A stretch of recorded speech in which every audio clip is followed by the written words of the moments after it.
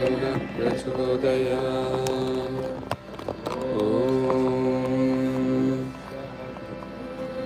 भवस्वः तत्सवितुर्वरेण्यं भर्गो देवस्य धीमहि धियो यो नः प्रचोदयात् ॐ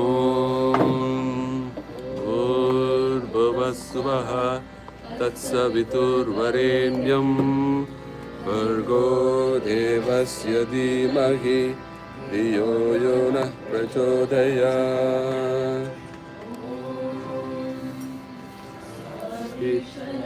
ಅಲ್ಲಿ ರನ್ ಮಾಡಿದ್ದು ಇಲ್ಲ ವರ್ಷ ಅಪಾತಿ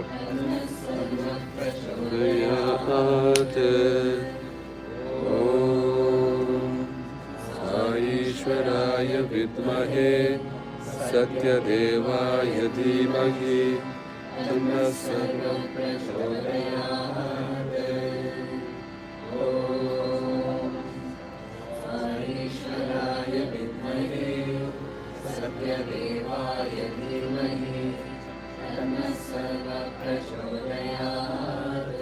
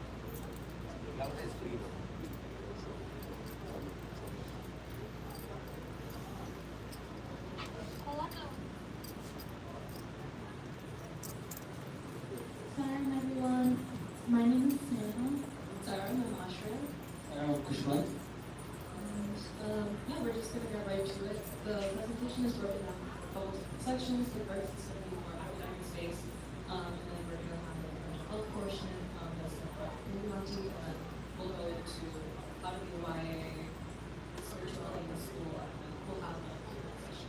So if you have any questions, you can just put it in. Okay, so first part, admission factors. What kind of things do you know? So these are probably also things that you guys have heard of. One of your biggest things is your school. Your academics, so your GPA, which is your grade point average, which is all of your grades combined in high school, which comes out to a number which kind of represents how well you've done in high school. But then also the classes that you've taken, so what kind of difficulty the classes that you're taking, what topics are you taking with. Standardized tests, so SAT or ACT, which is a little bit less relevant nowadays, but still an important test to take until they completely phase it out. And then all of your additional factors which are outside of school, right? So any extracurriculars that you do within school, and then any extracurriculars that you do outside of school that's not associated with school. Essays, which will come around your junior, senior year, and start thinking about, okay, what kind of essays do I want to write to college to show them what person I am. Letters of recommendation, usually schools require about 2 from your high school teachers, and then you can also get external letters of recommendation, so it's also important to have those connections with people outside of school that still know the student well. And then just general interest, so getting to know people in the college if you can, making meetings with them if you're really interested in going to the school, kind of get like an inside scoop of the school before you actually go there.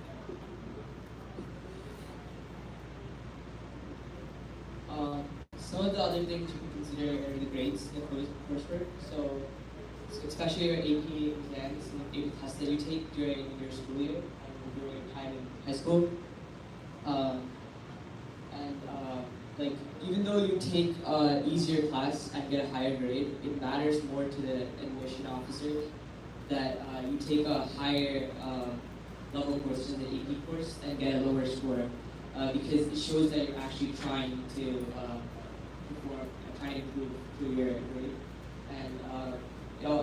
thing that also matters is the class rank. So it depends on the school, but JP I don't think offers a class rank, and um, yeah. So depending on school, your class rank is shown. Okay, and other things that are important to your application start with community service and any work or internships that you do outside of school. So honestly, anything that you like doing, any extracurricular, you're allowed to put it on there, and it shows that you're just a well-rounded student. And then your essay, usually like for your personal statement, should be something that matters to you. For example, I wrote about dance. I wrote about things. I wrote about like my stuttering that I had before. Yeah, so like all that like personal just shows your personality outside of who you are, just solely based on grades. And then any like your letters of rec can come from teachers, anyone important. I did some of my favorite teachers just because I had a good relationship with them, so they could talk about who I am as a person. I guess depending on your teacher, sometimes it matters like if you need a certain grade, but you could definitely look into that based on what school you go to. And then yeah, also like being part of the center I think is really huge. That's something I had on my application, like the amount of seva that's done in our center itself and like the music that you do, that can be really important to show that you're also like a good person the colleges would want to have you. And then something really quick to add on to the seva part, the service coordinators here, both the schools will sign off. If you create a little document on Google Docs, you write, I did this many hours of this seva, single seva, open market seva, whatever. You write that up for them, you give it to them, they will sign it off. Knowing that like, you actually did these things. So it's important to like, introduce yourself when you go to seva, just make sure that they know that you actually been participating. But that is a great way to get in volunteer hours. And then like when you apply to National Honor Society, something like that, you can call it, you will submit your volunteer hours, you already have that verification done. So just make sure you're kind of on top of that if you are participating in seva actively in the center. Yeah, exploring college options. So a couple of different things to consider. One really big thing is the size of your school. So you can go to a really small school like TCMJ, HIT, New Jersey, go to Rutgers. So that's just gonna, relatively, your experience will be kind of the same. You're still gonna do your same major, whatever, but the number of people you maybe meet will be different depending on what kind of school you go to. But if you would like your community to be a little bit more close-knit, you want to go to smaller schools, so that's just something for you to consider. Location, so both Cushman and Stanley go to Rutgers, which is in New Brunswick, which is very like city kind of area. I go to Virginia Tech, which is in Blacksburg, Virginia, very rural area. So the kinds of activities that we're all three of us are participating in are vastly different based off the opportunities we have. So once again, if you're really outdoorsy person, maybe you don't want to live in Brunswick or something. Your college's rank for what you're studying. So something really important to know is every school, based off of the program you're going into, you want to look at where they rank in the US or whatever in the country for that program. Because certain schools are not going to be really bad in this subject, but they're going to be excellent in the other. So if you don't exactly know what you want to do, then look at the overall rank of the university. But if you're pretty set on what you'd like to do, you know you want to go to engineering, you know you want to go to pharmacy, then look at that specific rank. Graduation retention rates, most well-known schools, big schools, will have good graduation retention rates, so that's not something I'm crazy to worry about, unless you're going to a more smaller, unknown university. And then also financial aid scholarship opportunities. A lot of public universities don't tend to give so much money, so don't make that like a huge consideration. Oh, this school didn't give me X amount of money. But always try your best to get as much money as possible. But also know that a lot of times you can get departmental scholarships. So once you actually go to your university, start sophomore year, once you get to know your department better, get to know professors better, they might start to help you. Bring in a researcher, they just might give you scholarships. So it's also something to consider. Can we go back? Okay, so one of the questions that we were going to go over is also like between like how we kind of decided between colleges. My biggest two that I was considering was between Case Western, which is in Ohio, and Rutgers, which is here. For me, there was like a couple things that were really important. Being here, Sai Center was extremely like very important at the top of that list. And at Case Western, the center was 2 hours away, and I didn't really know anybody there, so I didn't know how I would get between there and back. Family, like I loved being near my family. I also knew that I would have the best ever roommate going to Rutgers. Up and on we were roommates, so that was a big factor because I don't know what I would be with that case. And then again, so just like things like that were very important to me. That's why I chose Rutgers. For me, one of the determining factors was like financial aid. Rutgers has like your in-state. I think my class got it off easy, but if you sign an affidavit, they let you off with the in-state tuition. So that helped me a lot for deciding what college I'm going to. So for Rutgers, it was much cheaper than any other colleges, and the two colleges that I was debating between was UMD and Rutgers, and yeah, mostly financial stuff.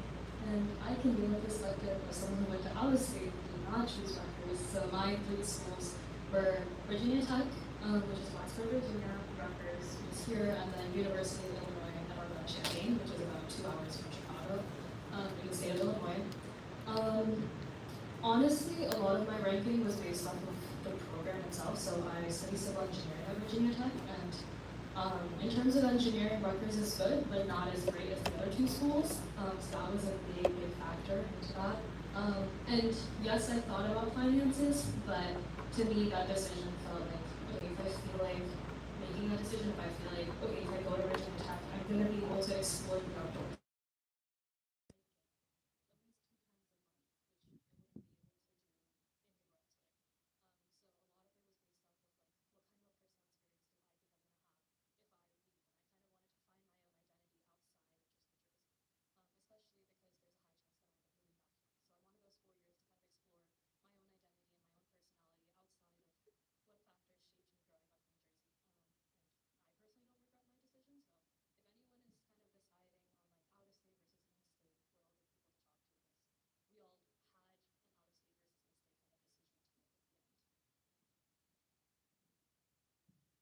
Yeah, so visiting colleges can also be really important in choosing where you want to go. Like I said before, I did take a tour of Case Western, and that's when I like realized like the school was small. And then you can also find out about what they have on campus. So being on a dance team for me was also really important. And Rutgers has several really good and competitive teams, both music, dance, both. So, and I found out that Case doesn't really have that. They have a really good a cappella team, but for dance, it wasn't as well known, and there was like very few. So that was something that was important that I only found out once I got there. So that could be really helpful for you to see like how big the school is, like what they have there. And then also talking to any of your academic advisors at school, like they process, they've probably been to other schools too. So having a meeting with them to discuss your options works well. Financial aid, obviously, like what is in your budget if you have one. And then also like when you visit schools, you sometimes they let you sit in a class that you might be interested in. So they'll have like a couple classes, and you could like choose where you want to go. I know Rutgers does that, so you could like sit in one, and you'll see what it's like in that lecture hall. And then yeah, there's things like the student newspaper, and then talking to students and people that actually go to school that all like help you find out more about the school that you want to go to. Yeah, and honestly, in colleges, most of the buildings are all just open. So if you know a department that you're interested in, I walked into the civil engineering building at Virginia Tech, and I somehow found an advisor, like an academic advisor, and I had like a 20-minute chat with them. It was not scheduled. Everything was impromptu, but they were free. I was free. So honestly, that conversation kind of helped me solidify my decision. So highly recommend just walking into buildings and just like exploring the campus, even outside of the campus tour. Yeah, I got to go to Virginia Tech also because we had a competition there, and I met Ashra, and Ashra took me to some of the buildings because they were just open and I could go wherever I wanted. And obviously I do not go to Virginia Tech, so.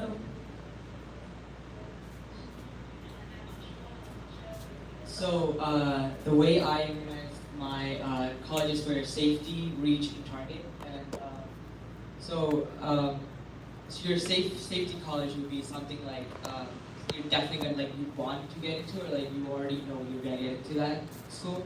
And your target is like a school that you like want to get into, but like might and actually got into. And reach is like something you're like wish you would get into, so that's your reach school. And depending on your essays, your extracurriculars, and other coursework, so you can organize your colleges in these categories and determine like which one you actually like are want to go into all these three different categories.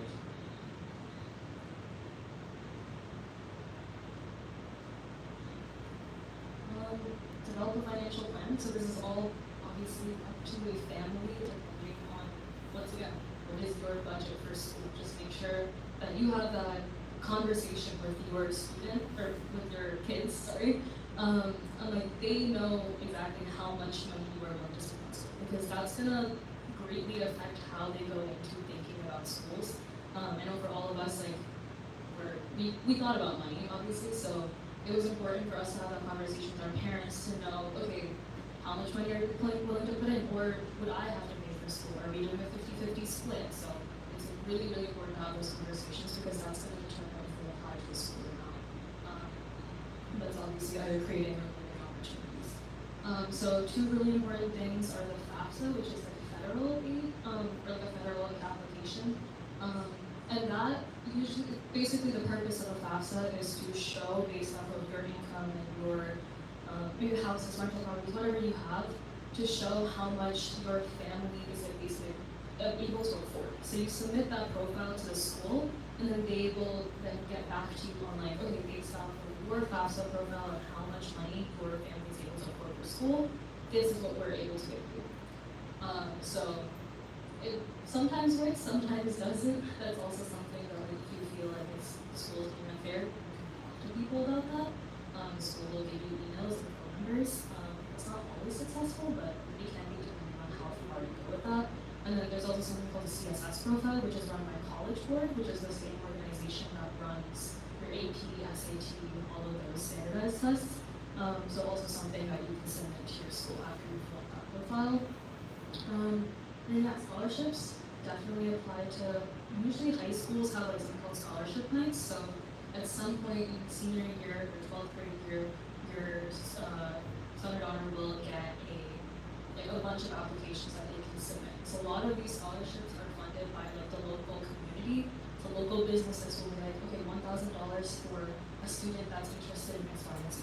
So based off of that, it's a really, really good way to just get some amount of money to like get them going into that scholarship process. Especially because it's local to your township, there's so many less people that are competing. And because it's senior year, a lot of students are mostly like, they like don't want to do anything anymore, they're tired. So if you're really on top of that, you can at least get a little bit to get you going into college. And yeah, this is kind of basically everything we said. That's just a summary. I'm gonna hand it off to our friends now.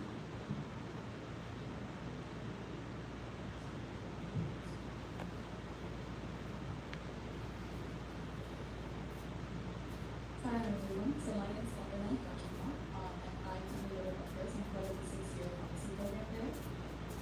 Hi everyone, my name is Murali. I go to TCNJ and study elementary education and biology, and I just finished my freshman year, so I'm a lawyer in the company.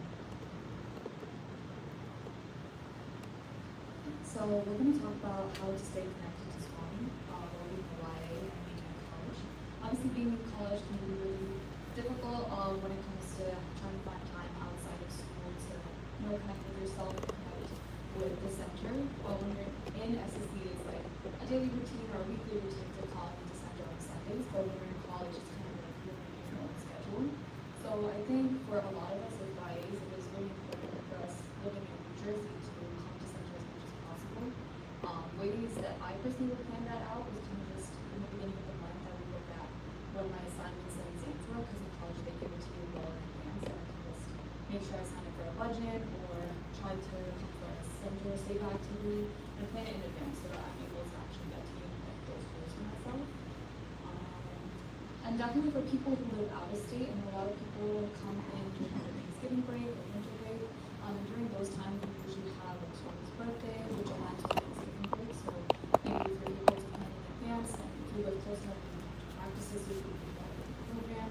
Again, all of this like really does depend on where you choose to go to college, because of course, if you live very far from Australia, it's a little harder to come for every event, but just making sure you keep that in mind and finding centers around where you live. If you do go out of state, is a great way to make sure that you're still connected with Swami.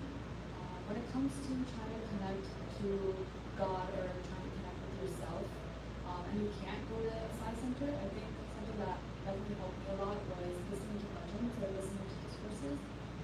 Those are definitely great ways to make sure that you're still keeping in touch with everything you've learned in SSC. Another way I think would definitely be reading Thomas literature. I think it's something that I've been trying to get into more. I think just taking a couple of like a 30-minute session a day or even like once a week, I think is still something that is an attainable goal. It also helps you to cope with everything that's going on in your busy life as a college student, and just making sure that you're still staying connected. So just to go off of the uppermost point, so finding a center near you can sometimes be tough, or it can be tough to travel. So as a freshman at TCJ, we're not technically allowed to have cars on campus, so it was kind of hard for me to travel off campus. So I had to rely on my parents to drop me, or when I could find parking, to keep my car. And then between being on campus and the work that I did there, trying to adjust to freshman year, and then trying to stay involved in my dance school, trying to come to the center and being involved in different ways that I used to be in high school, it became a lot more difficult. So I think one thing to keep in mind as you're going into college and starting your freshman year is that taking the values that you learn in SSC, as all the things you learn growing up in the Science Center, making that a part of who you are is really important. And regardless of whether you can find the Psi community around you, you kind of have to look up your own Psi community. Obviously, you can find those people because, especially if you're in New Jersey, you're definitely going to find fellow YAs in colleges, but sometimes you kind of have to maintain those values within yourself. So one way that I was able to do that was joining different clubs and organizations and teams that represented the values that I felt that I found in the Science Center. So one of them was an against team at TCJ. Not only was there a way to continue doing webinars, but we did a lot of different fundraising events. And I was able to just stay in touch with the cultural and spiritual aspect of dance that sometimes I couldn't stay in touch with when I was going to dance school or the weekends. And it was nice to just be able to dance with people in the weekends. And then different clubs and honor societies are very, they have a lot of different philanthropy activities that they do, different service activities that they do, and I think it's important to recognize that because not only can you join the club or society for an academic purpose, so like for me, I tried to get the National Biological Honor Society, so academically it can be a really great benefit, but we do a lot of service to the club and that honor society as well.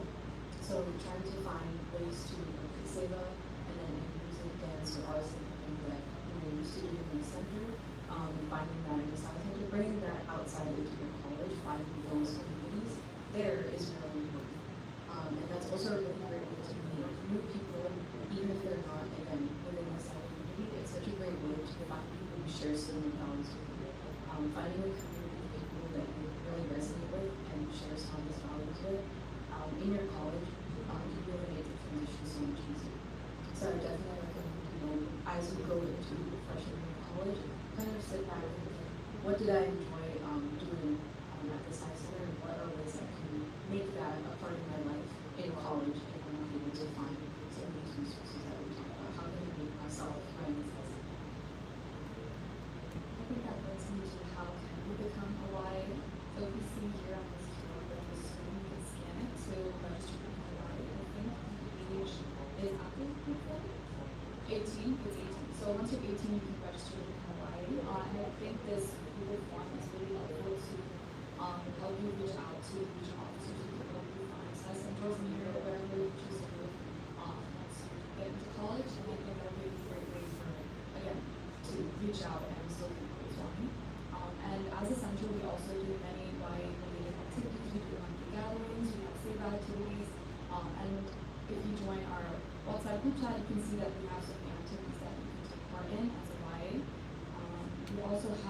regional YA retreat around November in Mississippi.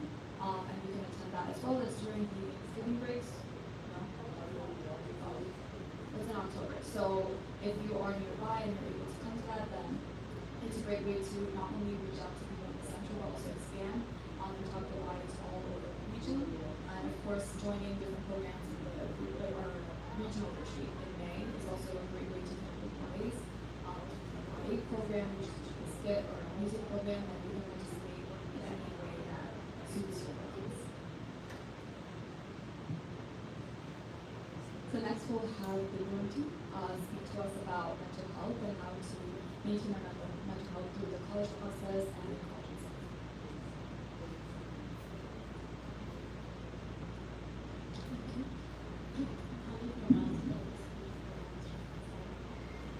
So I'm here to talk about mental health in general. I'm sure you've all gone through the college process, how to become a YA, and was a great job. There was only one thing I didn't do that. So I went to Swami School for my 4th grade and 10th grade Hyderabad, and then I went to medical school in Hyderabad, college. I did my pediatrics residency in Chicago, and I did part of my fellowship also in Chicago, and I quit the practice. So all through this, Swami has been from the time I asked him if I was going to become a doctor when I went to Parthi. It was in 7th grade, and I was hoping that he would say, yes, go ahead. And he said, in Telugu, he said, Bangaru, intlo kaadu, aa intlo kudu Bangaru అని అనిపించుకోవాలి అని. That he meant that when I get married, when I go to the other house, I also should be, called Bangaru as golden child. And I was very, very disappointed. I started crying, sobbing, because I was hoping that he would, because he did give answers to other classmates and said, oh, you're going to become a doctor for sure, and he's my husband. And I was very, very disappointed that he said that. But now I get the whole gist of it. Swami says the end of education is character. He wants all of us to be well-rounded individuals. So Swami, of course, he gave me my receipt that I asked for, and I'm very happy that I could achieve my goals. But at every stage, there is so much stress involved as kids, right from the stress that we go through probably is a little different from, because when we have to take an entrance test, there are like 200,000 kids taking the entrance exam, and to be in the top colleges, you have to be in the top 100. So that is pretty stressful. I think what helped me personally was being close to spirituality, being close to Swami's teachings, and the whole education which is based on educare. So all the Swami's five values of self-compassion. So I think as and being in YAs and being in Sai Center, with all the values you learn in SSS is very, very important. It might, some Sundays you probably won't feel like coming to the younger ones, the younger groups, but I think all the small snippets that you take every week will add to your life. So as Swami said, I said end of education as character. Academic knowledge and education will definitely get your livelihood, but actually, it's a well-rounded spirituality and the moral values that you learn are what will help you succeed in life. So Swami always says that it's a challenge, meet it, it's a game, play it. So I'm sure you've heard this. So why exams or being going through the process of college, why is it stressful? So it's like being in a pressure, but I have myself been through these things. So what is mental health? It's as important as physical health. It's about how you feel, how you think, and how you act.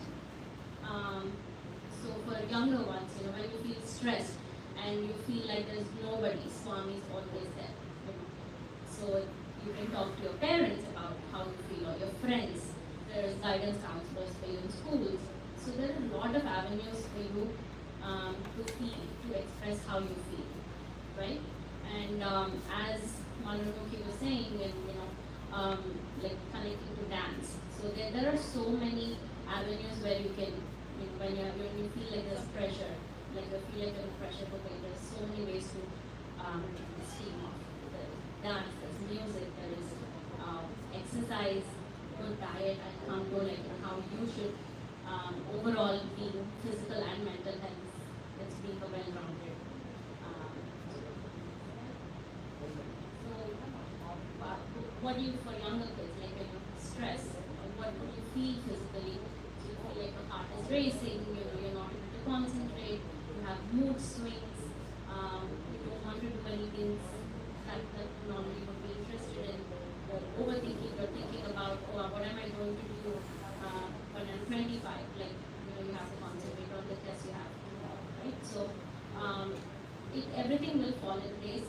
And we are all very fortunate that we are in Swami's fold and Swami is always, holding our hands. We just have to take one step forward, right? On what we this year's youth kids theme, and he will, take 100 steps towards us. So I think that's very, very important. And you should never compare yourself with peers. It's very natural that you're going to compare yourself with others, but you are who you are, and you have to give your best, and Swami will take care of the rest. And as I said, signs of anxiety for the younger or the older kids probably know, but the younger ones are constant worry, restlessness, you feel like something bad is going to happen, panic attacks. These are all signs, and signs of depression for very, very sad. All of us go through sad moods and anxious moods every day, but something out of the normal, like you feel this is not normal, those are the signs you feel you have to reach out to whoever. We talk about few people who can reach out to. And as I said, it's as important as physical health. And this is what helped me all through, my education. Swami's 5 years, constantly, every day, you're thinking about, you have to be dedicated to your work, no matter how small or big. That's very, very important. Devotion and discipline. So you cannot. There were times when, my friends in medical school, they wanted to crack an exam in one day. It's not possible. You have to be constantly study up, have those discipline, those small atomic habits. They make a huge difference. You have to consistently study to actually, we cannot just do it on our own. So discipline is very, very important. And knowing really this foundation, knowing really, really what matters to you. As I said, for me, after that event, I promoted over for like so many years, and then finally the well-rounded, all-rounded individual was what I wanted to be. So I was happy to take up all the challenges, that was academic, non-academic, I had, and I felt Swami was always there. So spirituality really helped me through all ups and downs.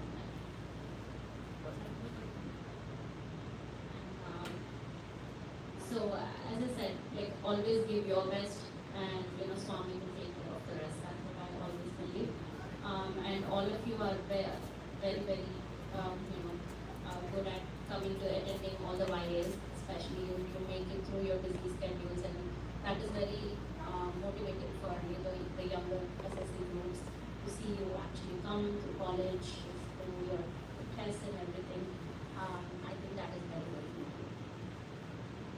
And Seva is a very important thing that you do for our the center, which will help you all in one way. So the kindness that you develop is going to help you in every walk of life. So this will help with your stress when you actually do something for others. That will help you lower your stress. I think that's very important. And always talk to Swami or your God, just that helps relieve your stress. these are some of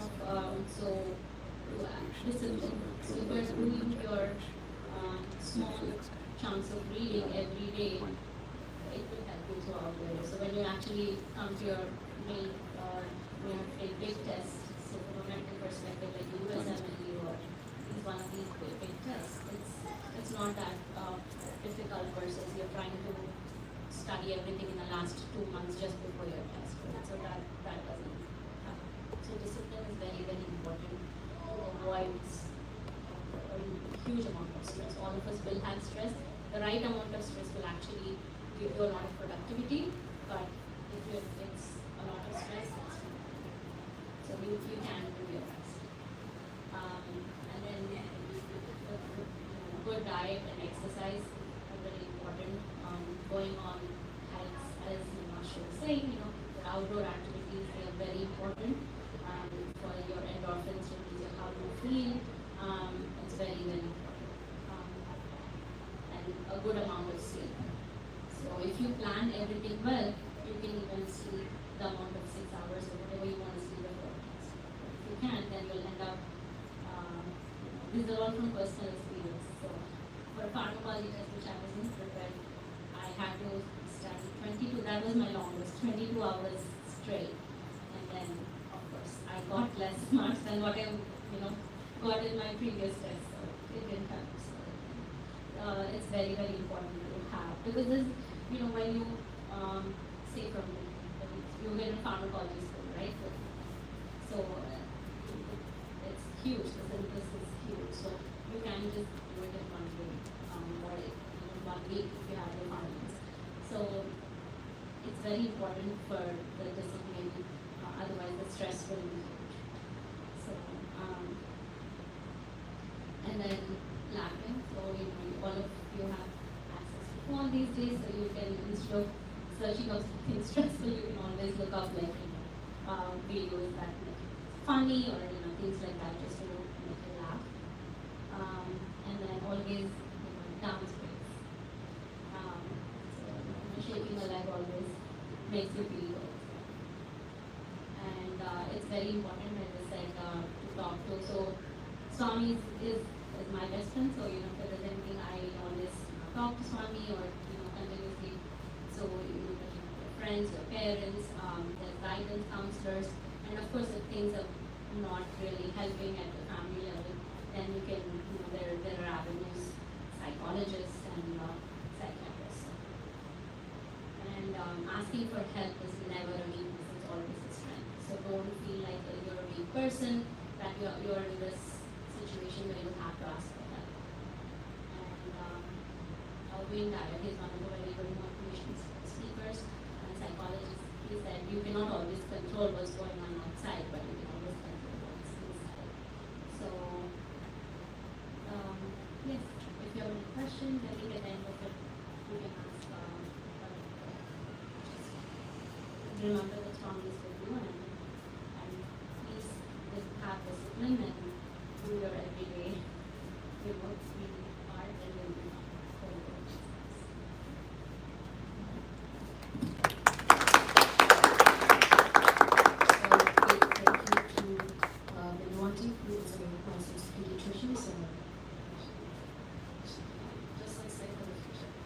So she definitely knows what she's talking about and deals with kids and all that stuff.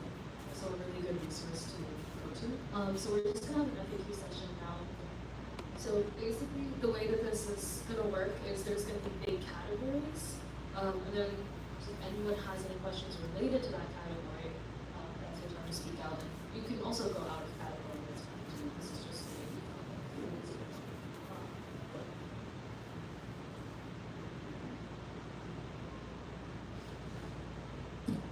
and then if there's anyone in specific you would like to ask a question to, well, once again, just say your names and then say where you go to school and your major, because I know we didn't introduce that at the beginning. So we'll just recap that, and then these are your big categories. You can ask questions related to this. If you'd like to ask questions not related to that. My major is CS, computer science, and I'm also majoring in data science, and I'm good at Rogers. Yeah. was after. I go to Virginia Tech, finished my sophomore year, and I'm studying civil engineering with a concentration in environmental engineering. Like I said, my name is Lindsay. I go to the College of New Jersey and receive elementary education in biology, and I just finished my freshman year. Sorry, my name is Evelyn. I'm currently waiting to keep my career successful companies. I just finished my second. My name is Sneha. I also go to Rutgers. I just finished my second year, and I'm a psychology major and health administration minor on the pre-med track. Anyone have any questions? In-state versus out-of-state. Also, like, yeah, anyone can ask questions, even if you're not going through college courses, it does not matter. Even if you're younger, in 7th grade, you're not maybe there yet, but like, feel free to ask questions about even like classes. If you want to ask questions about what classes should I be taking if I'm going down this route or that route. So it's not just specific. Okay, the question is about any particular student, any particular kid. How do you decide which one should be your major and which one should be minor?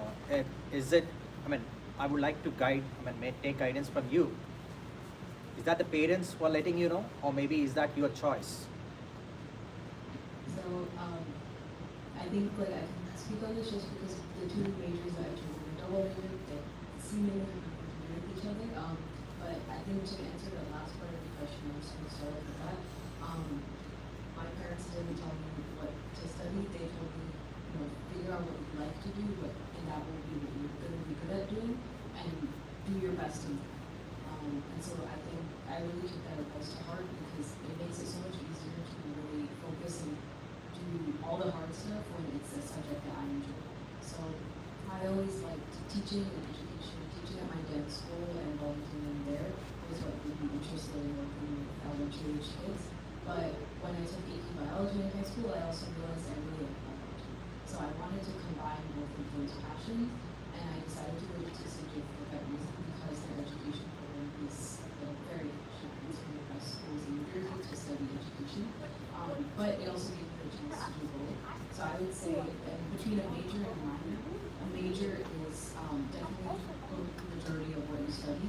So that should be your primary focus. A minor is a really nice way to delve into a subject that might not be related to your major, or it can add different qualifications or anything like that to what you're studying. So I was considering, I was in education, a biology major, and a computer science minor, which would have been really helpful if I wanted to go into biotechnology or bioinformatics, something like that.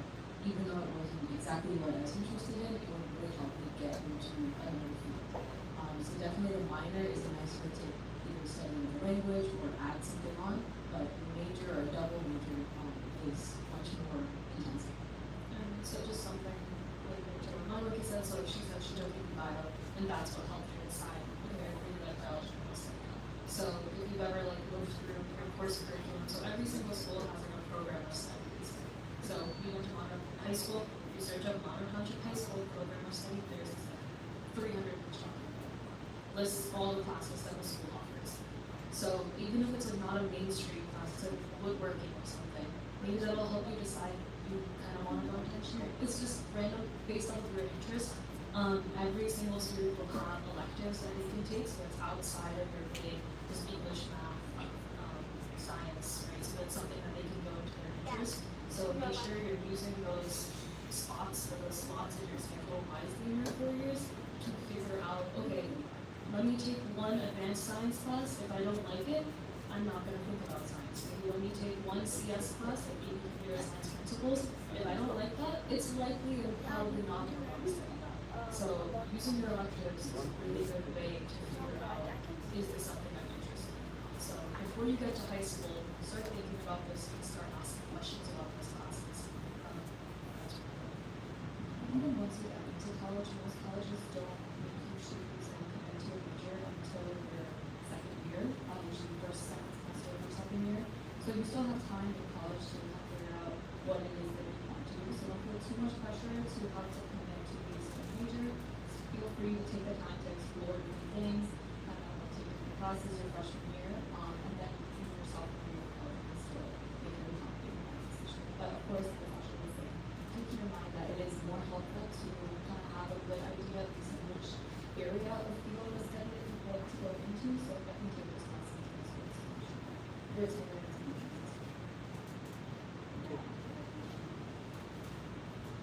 So, did that answer your question? Thanks. Can you go back to the previous one? Slide? Previous one. State, in-state versus out-of-state. So, let's say that a child basically makes a decision of in-state. Okay? And then they had an offer from out-of-state school as well. Can they switch between in-state to out-of-state to in-state? So it's basically May 1st is traditionally usually your decision day. So May 1st is your senior year, which is your 12th grade year. So you get offers from multiple schools within like the months of like starting in January leading up to like May or April. And then you look at all your offers, you figure out, okay, I'm not interested in these schools, you can take those out. If you're interested in those schools, maybe start planning your college tours for those schools. Start like flying out and driving to those locations to actually figure out, okay, outside of just the program, do I like the way the school looks? Do I like the amenities that they offer? Those are all really important things because you're going to be living there and interacting with that campus for the next 4 years, even longer if you decide to do professional studies there. So you kind of look at all your offers and you determine, and basically first, by then you put down, like, usually it's about $100 deposit for the school you're committing to, but even after that, in case you get off of like a wait list for a school, you can, that $100 is usually non-refundable, so you lose that money, but if you like, your dream school, a spot opens up and you get offered it, even after May 1st, you can usually commit to that school after. So nothing is super finalized, so just, yeah, you do definitely have flexibility in that timeline, but knowing all those dates in your head and writing those things down. And after that as well, let's say you do like your first year out of college out of state, but if you do it at like a school and you realize you don't really like it, maybe you're homesick, just for some reason you don't like it, you can always transfer to another school.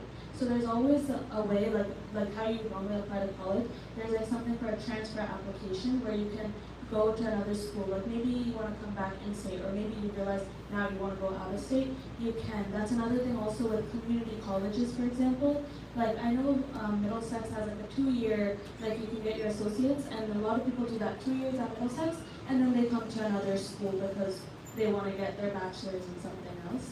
And it's just like a little different, but and the credits that you get at the first school, like sometimes they transfer also, and sometimes they don't, but that's okay. Like you can still take the classes that you want at another school. So you're not really bound to one college forever. That makes it a little less stressful.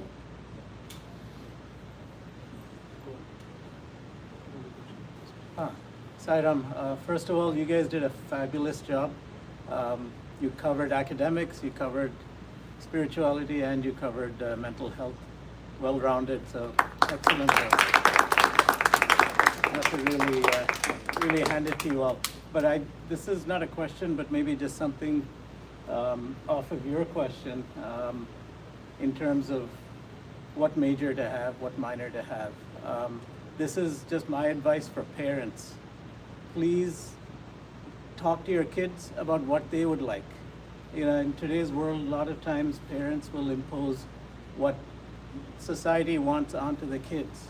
And I know it's a little bit of a tough topic I'm talking about, but it's really important. Give your kids the opportunity to grow and opportunity to experience different things. And in this country especially, I was born and brought up here as well. I've gone to high school here. I went to college for a couple of years here before I joined Puttaparthi. But I can tell you that especially in the Indian community, there's always a pressure that you have to be only this, or that. And let's not put that pressure on our kids. And even though we don't overtly put the pressure, sometimes there's self-pressure is there that the kids feel, I need to do this because my parents expect that, or my community expects that. And we have to not fall into that trap, because ultimately the kids' happiness is the most important thing. If they're happy doing something, they'll always be successful. And that's what we should look at, and not what earns you the most money. And so, again, I'm sorry if I spoke out of turn here, but this is very important. I've seen it a lot in our community, in my own neighborhood, where parents will impose what they want on their kids and push them towards a path that the kids either are not ready for or they don't do well in, and then later lead into mental health or other issues, or just feel unhappy. So this is just from my own experience. My parents also never told me what to do. They just said, whatever you like, you do. But unfortunately, I put pressure on myself. In those days, I'm talking about 1970s New York. There was no computers, but it was all either medicine or engineering, and that was about it. And I thought, okay, I have to be a doctor. That I put pressure on myself, even though my parents didn't. And honestly, and I will, I'm opening up here to all of you. I didn't do well in college. In fact, I failed a bunch of subjects in my first year because I went into hard sciences that I wasn't ready for. And so that's not a good approach. And whatever it is, that was my path that led me to Swami, actually. So I'm happy I went through that. You have to embrace failure and success, but that failure helped me to go somewhere else. But why have the failure in the first place, right? So again, my two cents here is, please talk to your kids on what they want and encourage them that way. So, Thank you so much. Yeah. Very valid question. A couple questions. Again, fabulous job by each of you again. I echo what Brother Ravi said. First question that I have is, does counseling in your middle school or high school really help you? And did any of you go through that professional counseling before you choose your college? That's the first question. The follow-up question it's related to in-state and out-of-state. What are the pros and cons, or what is the probability of, let's say you are a student studying in New Jersey, but you want to go and study in UC Berkeley or UC San Diego in California. So what are the odds of you, how does it matter, if you're studying in New Jersey, but you want to go to study in California, what are the odds vis-a-vis a student who is already studying in California? If you could just help clarify this. So I guess for California, it's predominantly biased towards people in California, at least, and also for Georgia Tech, right? If you're going to an engineering/CS major, people who are in Georgia or who are in California tend to get into UC Berkeley if they're in California, and they're more likely to get into UC Berkeley, and if they're in Georgia, they're more likely to get into GTech. But that does not mean out-of-state students don't get in, but it's less likely. But it's still, if you still have good core grades and all of the other coursework and also extracurriculars, you're more than likely to get into the schools, regardless of where your location is. So, but statistic-wise, people who are living close to that college tend to get into that college, especially for California or some colleges like Georgia Tech.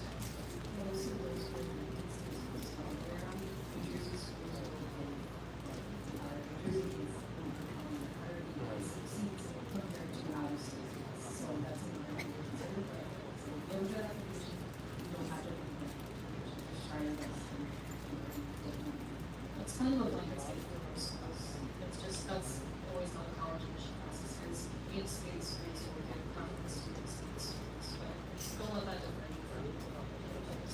Just another I wasn't sure what you're talking about, guidance counseling when it comes to mental health, or college counseling. College. College counseling, okay. I think, so if I remember, it's a huge school, so all of our guidance counselors, we participate with them, and they have a lot of paid workshops.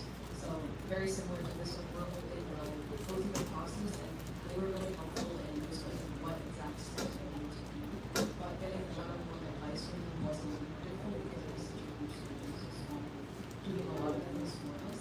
So online resources, talking to people, some people have resources, questions like that,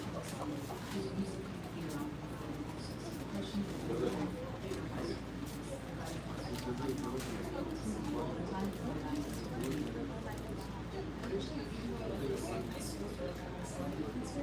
was just always just book an appointment, and honestly, there are way like less people that take advantage of those opportunities than what they do. People don't usually make the effort to go book an appointment or find out how they can even get in touch with their guidance counselors. A lot of people don't even know who their guidance counselor is, and they're a great resource because they will pull up all of your records and be like, okay, based off of this and the statistics of our school, because a lot of schools have like these portfolios for what's called non-accounts, which show you the statistics of like, okay, this graduating class, this is where those kids ended up.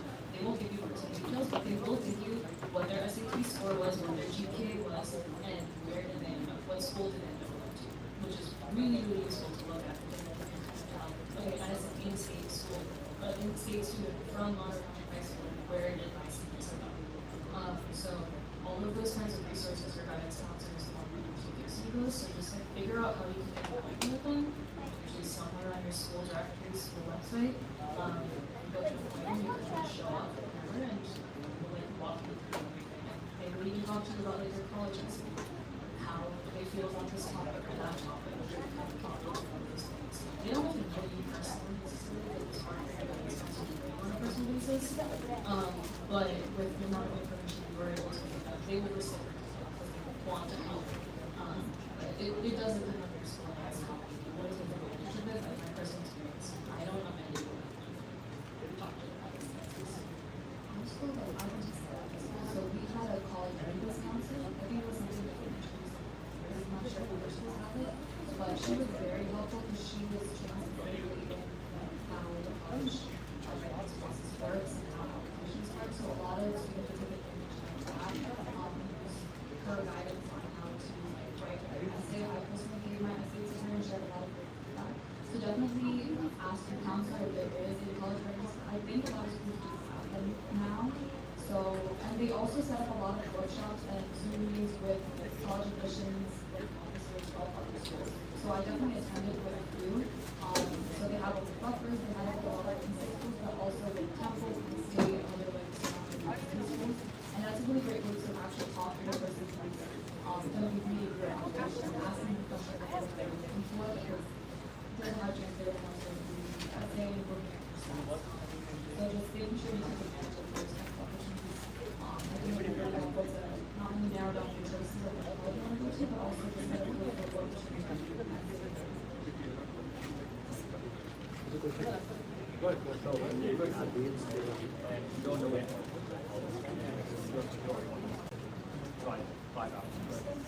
So you're in the dorm. How do you know that you're going to be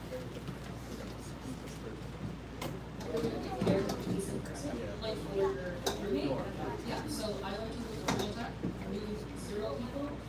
I have no family who lives in Virginia. It's 7 hours or 8 hours away.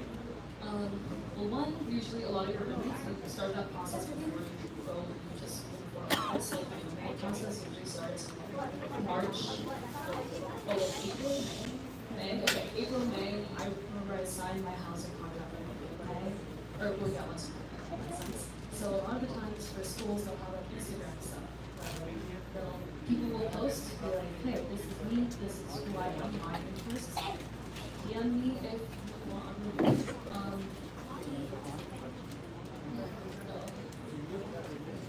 Just didn't see her.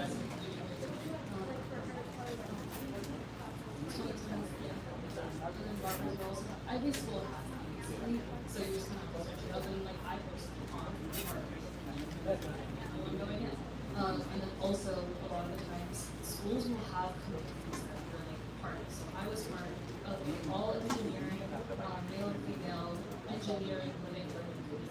So basically for me, because my entire dorm was engineers, I had to pair with a person who was also a faculty member. So since I signed up for that, they gave us a spreadsheet and we were like, here are all the people that are living here that do not have a roommate currently. And I just, their phone numbers were there, their Instagrams were there, just didn't see the phone number be like. And then we started having conversations. It's a little bit like dating. Talk to the person. I'm not even kidding. I talked to 3 different people, 2 people dropped out, and then I ended up with a roommate. And I'm still friends with them. I'm still on church with them. So honestly, it is kind of a chance, and we can also, the third option is random roommates.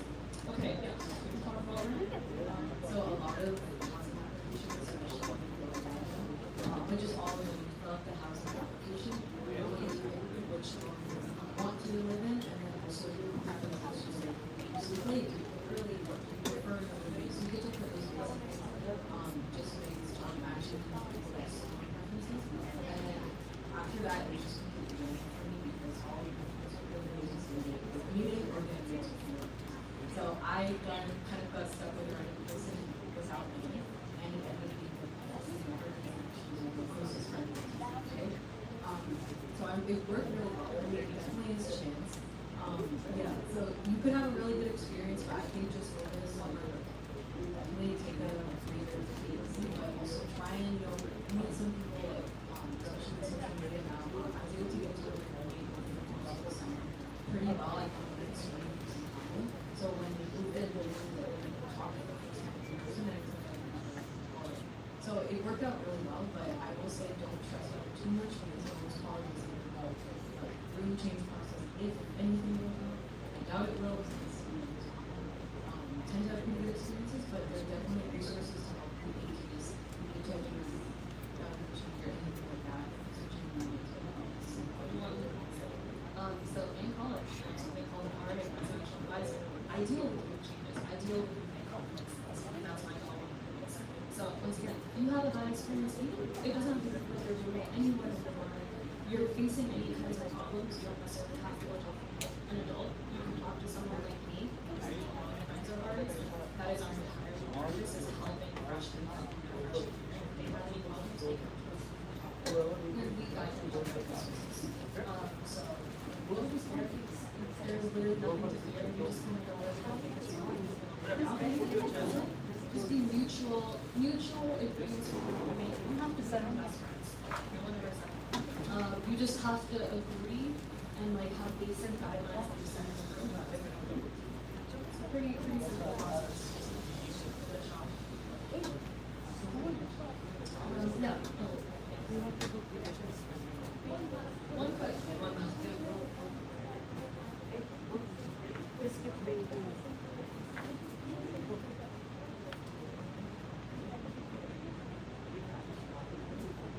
Focus on learning. It's a different test.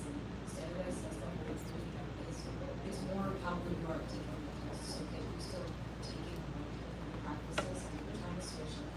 It's just focus on one. I took that as I focused on the SAT and then like halfway through I was like, maybe I should try these. I realized I really want to practice this, so I tried it. Did not like it. I didn't like the format, I didn't like that there was science in it. I thought that was just too confusing, but for some people it's great. So I actually suggest take one of each. If you're, especially if you're early on the process, kind of decide which format you need. Like put a timer on, do everything in the directions, taking out a lot of break time, whatever, follow all the directions. And then I see which format you need. when you do whatever it takes to get the best score that you can. So one is not better than the other. Definitely there's probably more of those out there personally. It's one's not better than the other. Because you're more comfortable with it, that's the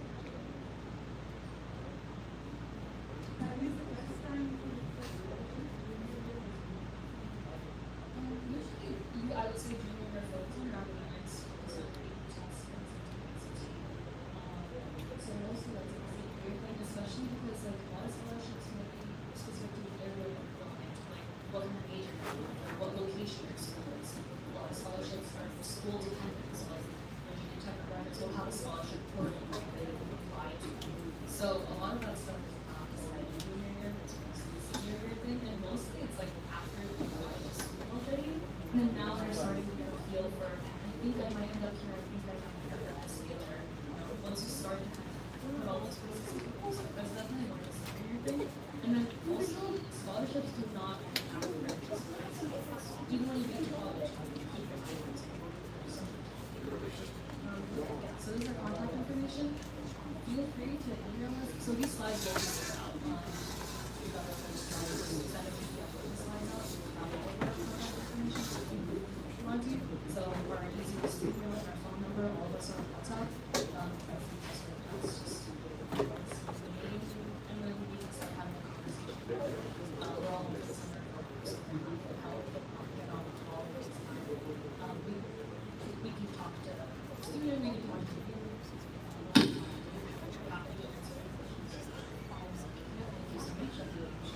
Saya, thank you so much for having us. Thank you, Chair,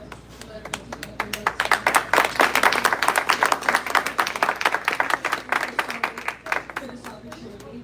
I just want to say that the next following years for Group 3 and 4, they're transitional, hard, difficult, amazing time for you. You guys are going to have so many new experiences. You guys are going to learn so many things. So and for you to grow, and for you to go on through this process. And I just want you to know that you always have that time to look within in any time of need, in any time of difficulty. Take some few minutes for yourself to decide what you want, to do. And have good years ahead. Sarah.